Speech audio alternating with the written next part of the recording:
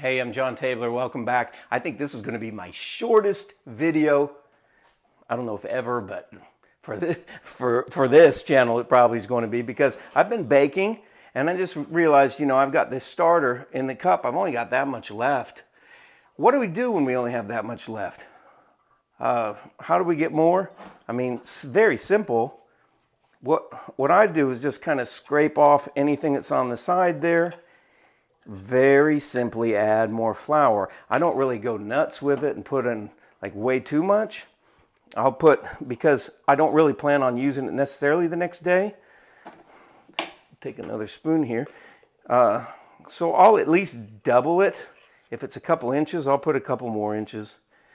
Or maybe just a little bit more. Doesn't really matter though. I mean, if you filled it, it would ferment just the same. And once you've put that in there, I had that much and now I got that much. Then you want to use water that is good water. And this is reverse osmosis. That's a term used for a certain type of filtration that takes out almost anything that would be harmful. Really, like 99.9% of all chemicals and everything. I use one called Express Water. I got it on Amazon. It's right under my sink, comes out right here. And I mean, it makes it really simple because before that, at one point I bought bottled water. You're dealing with whatever it leaches off of the bottles. The plastics are made from petroleum. There's very extremely hard plastics that are rated like that, so they don't leach a bunch, but they all leach something. So you really want to use good water because you don't want it to inhibit the natural, miracle of fermentation that is natural living thing that chlorine or anything like that would inhibit. So now I'm going to put just a teeny bit more. Don't stress yourself on any of this. Just put some in and stir it up. And it doesn't really matter if it's just a paste or it's a little bit thicker because it's going to ferment the same.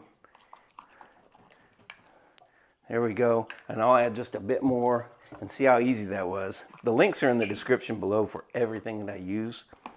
The Wondermill, which is a grain grinder, the water, the central milling wheat, because I get my wheat from Central Milling Organic.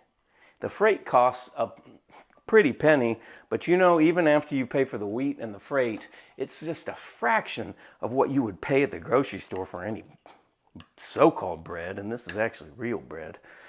So once I do that, then I just take a little sheet of plastic wrapping, and stick over the top.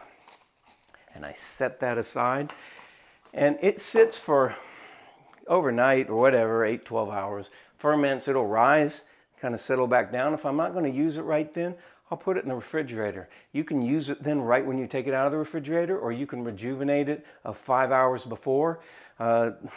Both ways work. Some people swear by the saying that it will raise your bread a little more if it's already raised, but the real thing of it is, it's just the jump starter for your dough. So you can try it both ways. Usually I'll put some in about 6 hours before because it's usually not all the way full and I want to have plenty. So that's how you do that. I don't know if this was the fastest video ever, but close to it.